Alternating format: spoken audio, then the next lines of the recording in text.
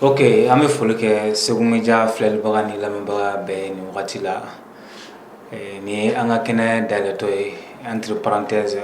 jɛmukan min bɛ sigi aw fɛ yan nɔ dɔgɔkun o dɔgɔkun alamisadon fɛ. Donc ni ye an sigilen o kɛnɛ kan. An ka mɔgɔ welelen ale ye kɛnɛ sɔrɔ. O tuma an bɛna kow daminɛ sisan. Ɲininkaliw senfɛ sɔnni o cɛ an bɛ présentation olu kɛ fɔlɔ. N balimakɛ i ni su. N ni su. I bisimila Segu Media kan jɛmukan entre parenthèse kɛnɛ kan. Alhamdulillah a diyara n ye ni aw y'an wele n nana ka na weleli laminɛ inshallah ne tɔgɔ Ibrahim Traoré dɔw b'a fɔ ma ko l'enfant de Masina actuellement n bɛ Segu yan n sigiyɔrɔ bɛn bɛ Segu ma n ye école karamɔgɔ ye. An balimakɛ ne ye Bubakari Baba Kulubali ye u b'a fɔ ma BBC.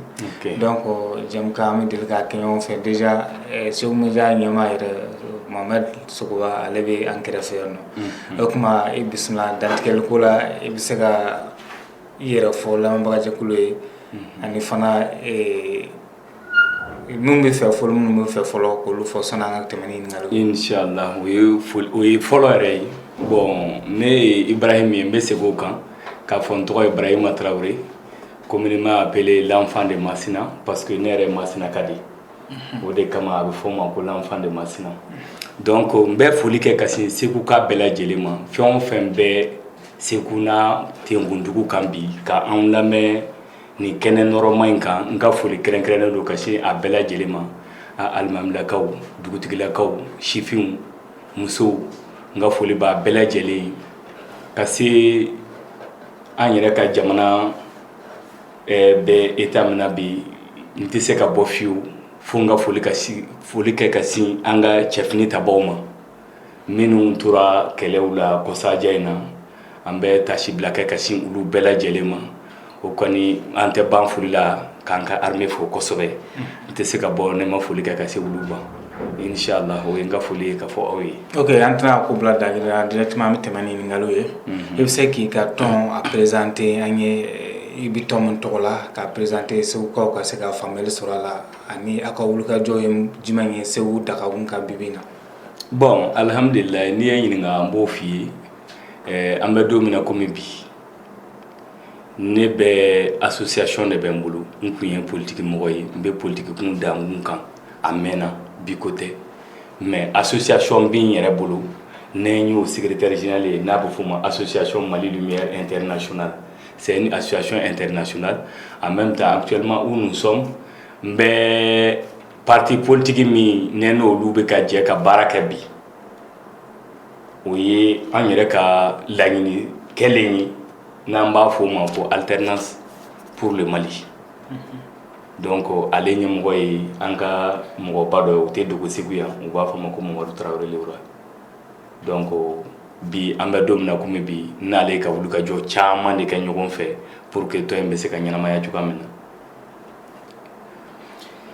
Merci Traoré. An b'a kalama k'a fɔ k'i tun bɛ parrainage na bɔra parrainage na n tun ye kunnafoni sɔrɔ waati dɔ la k'i tun bɛ mouvement bɛnkan na o tuma i bɔra mouvement bɛnkan fana na wa. Bon o ye n'i ye ɲininkali n b'o f'i ye bon n tile kelen bɛnkan mɔgɔw nana bɔ ma parce que politique mɔgɔ filɛ nin ye n'i bɛ politique ko dankun kan a ka ca Ala bolo n'i ka baara kɛcogo ka ɲi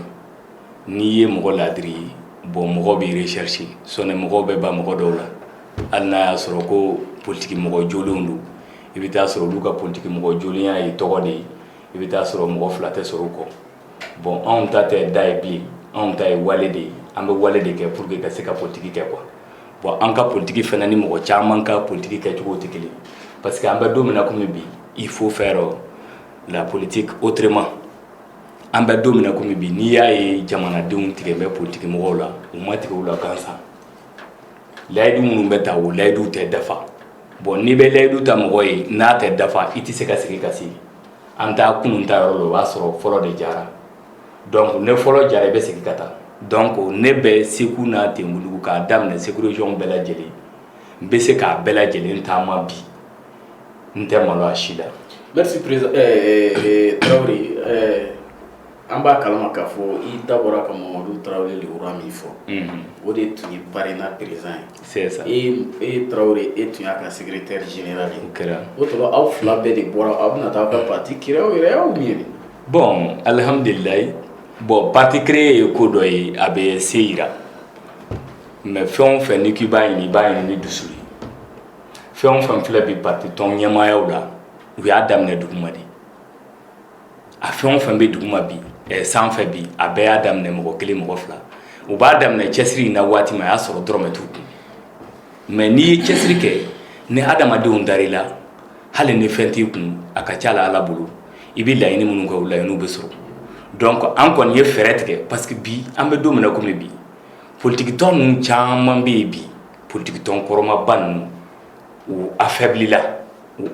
ni mun ye u affaiblila n'u yɛrɛ ka kɛta de ye u yɛrɛ ka wale bon n bɔ parrainage na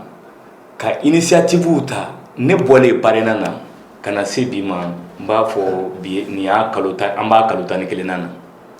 mais n bɔlen ka na se bi ma parti caman ye démarché parti baw b'o la bon hali ne mɛ n yɛrɛ bila olu bɛɛ lajɛlen tɔgɔ fɔli la mais n nana n sigi k'a lajɛ an bɛ don min na komi bi ne ni olu caman jɛra ka baara kɛ ɲɔgɔn fɛ n b'u baara kɛ cogow dɔn n b'u ka layidu ta cogow dɔn n b'a a timɛbaliya cogo fɛnɛ dɔn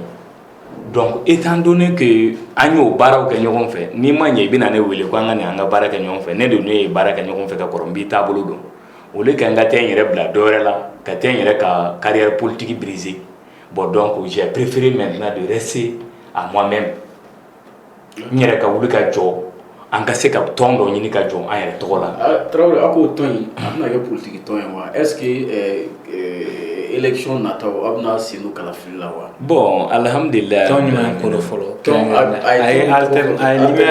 ye lumière Mali lumière international fɔ a y'o segale a tilala ka alternance pour le Mali fɔ n'o président ye Lewura ye e ka ɲininkali bɛ tɛnku tɔn jumɛn na fɔlɔ min président ye Lewura ye bon alternance pour le Mali bon politique tɔn wa walima politique tɔn de don a kɛra parti ye ou bien mouvement de don an bɛ don min na komi bi fɛn in daminɛna ni mouvement de ye bon a bɛ daminɛ ni mouvement ye waati min parti in tigi yɛrɛ tun ye Mohamed Saliya Touré de fut le ministre de la formation professionnelle de l'emploi et de la formation professionnelle donc an bɛ don min na komi bi n tɛ se k'a fɔ a y'i fori ka bɔ a kɔrɔ mais a bɛ don min na komi bi parti bɛɛ Mamadu Tarawele Lewura de bolo ale de kɔkɔ fan b'a la bon mɔgɔ kelen tɛ se ka ko dilan a sera ma a ye n démarché ko an ka jɛ a ye n dɛmɛ n ka wari la o b'a sɔrɔ kunkolo b'i yɛrɛ bolo n'i yɛrɛ ye kunkolo ye ka ban a tɛ se bilen k'a fɔ ko i bɛ taga ɲinini ka cogo wɛrɛ fɛ tɔw sera k'a kɛ cogo di mun de b'anw fana bali k'a kɛ an fana bɛ se ka bali k'a kɛ an fana bɛ se k'a kɛ o cogoya kelen na o kɔrɔ ko parti gili bɛ Segu yan nɔ walima a gili bɛ Bamakɔ an bɛ don min komi bi parti in bɛ Segu yan parti in bɛ Bamakɔ parce que a gili don yɔrɔ jumɛn a dili donnen don bon a source bɛ Segu yan a source bɛ Segu yan en même temps à Bamako aussi la même chose parce que lancement kɛra la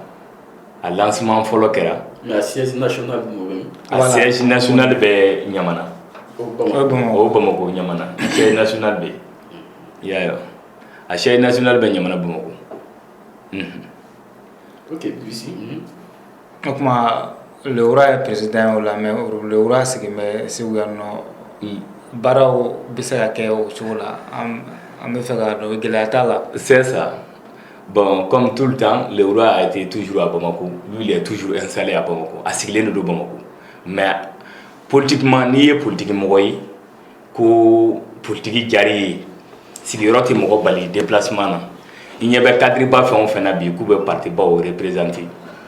a bɛɛ lajɛlen tun bɛ localité dɔ la a dɔw bɛ Bamako mais i bɛ taa sɔrɔ u ye président y'u ka cercle la walima u ye secrétaire général y'u ka cercle la ou bien u ye coordinateur régional ou bien coordinateur national ye mais u b'u ka communes piloter k'u to Bamako. Vraiment Traoré ne bɛ fɛ ka min dɔn ni i bɛ se k'o fɔ an ye mun de kama yɛrɛ i y'a décider ka bɔ parrainage la. Bon ni nana n'o kuma ye n bɛ jaabi i jaabi o la parce que ne ye parrainage kanu mɔgɔ min kama o Djigiba Keita PPR depuis Moussa Tile ale ni Umar Marko ninnu de tun bɛ baaraw kɛ ɲɔgɔn fɛ. Est-ce que PPR b'a la bi wa? Djigiba Keita il est le secrétaire général du bureau national jusqu'à présent. C'est lui le secrétaire général du bureau national. Donc ni ye parti in kanu ale de tɔgɔ ale de sababu la parce que ne y'ale ka tagabolo ye a ka tagabolo ye n diya politiquement parce que n tɛ se ka belebeleba fɔ Thomas Sankara la mais u bɛ Thomas Sankara ka cɛya fɔ cogo min u bɛ Umar Marko bon ainsi que cɛba caman bɛ yen scène politique kan bi mɔgɔ bɛ kuma kan bon ne ko tout de suite Thomas Sankara mɔgɔ b'a fɔ k'o tɛ politique mɔgɔ tɛ mais a ka hakili la mɔgɔ min kun don jamana jɔla don jamana dilala don hakili ɲuman kun b'a la donc ne y'o de popularité modèle ye Djigiba Keita PPR la n'a ye min fɔ a b'a kɛ hali an filɛ don min na komi bɛ o cogo kelen b'a la o cogo kelen a ma changer. mais e dun y'a bila cogo bon ale to yen e y'a bila k'ale to c'est ça bon i taara ale sababu la nka i bɔra k'ale to yen n bɔra k'ale to yen i dun ko sisan ko il est toujours fidèle. Il est toujours fidèle quand il dit il fait. Bon ale filɛ nin ye mɔgɔ min don n bɔra ni dusu tɔɔrɔ de ye n bɔ sɔn tɛ a tɛ komi mɔgɔ ye wari di yan walima mɔgɔ de ye n démarché k'a fɔ n na yan o de sababu kama n taara non. o tɔɔrɔ bɔra ale la wa walima o bɔra mɔgɔ wɛrɛ la. o tɔɔrɔ bɔra tɔn de la parce que moi ne ye tɔn in secrétaire général ye a bɛ se san 10 ma bi Segu kɔnɔ yan depuis n nana ka bɔ Masina ka na sigi yan bon n ye tɔn in secrétaire général u y'a kalifa n na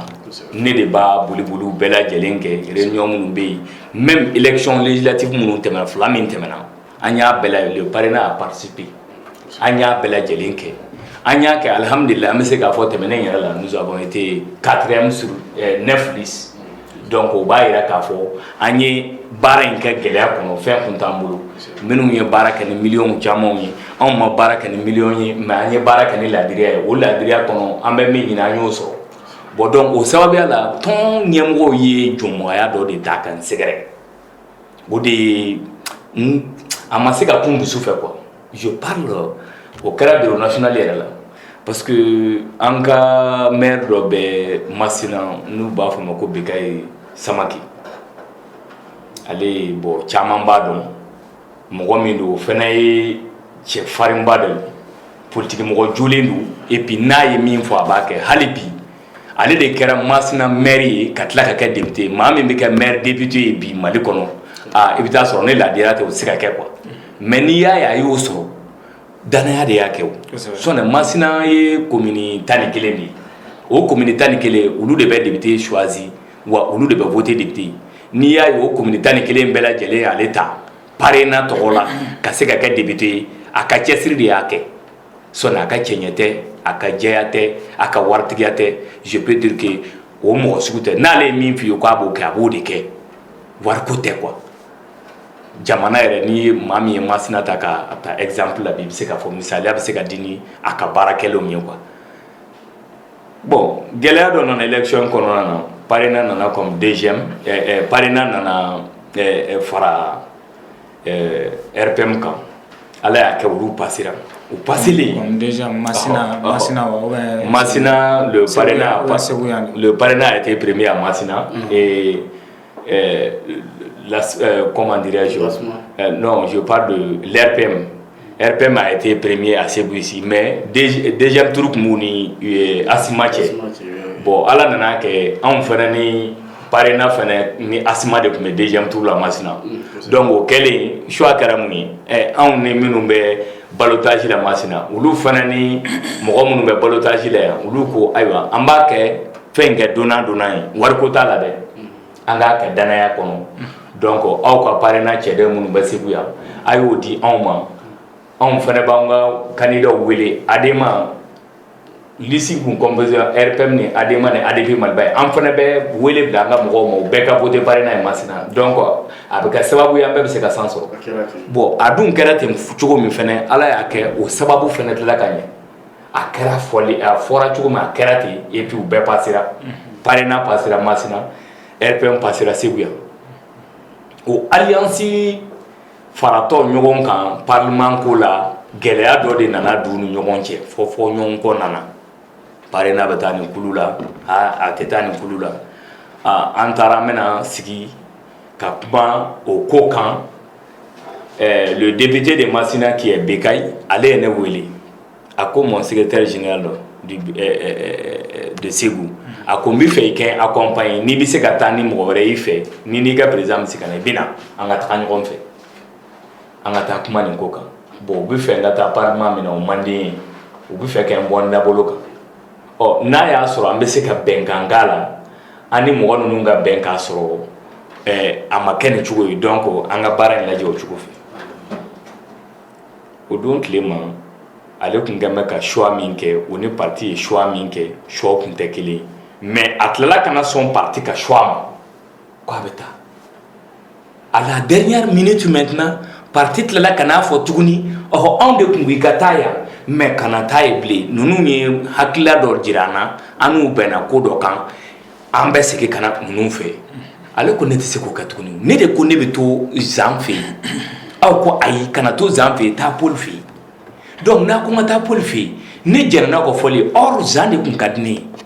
mais aw ko ne ka taa Paul fɛ yen bon n filɛ Paul fɛ yen o ko non an kun ko i ka to Paul fɛ yen Paul fɛ yen mais tiɲɛ la segin ka na Zan fɛ yen i tun ye Zan min choisi n'o tun bɛ e yɛrɛ de kan e kana to Paul fɛ yen anw ka Paul fɛ yen bilen mun na Zan fɛ yen Bekay y'a yira bureau national la k'a fɔ ne tɛ mɔgɔ min ye ne ye bamanan de ye ne sigida la ne k'a fɔ cu k'a fɔ ca o tɛ mɛn ne da la ayi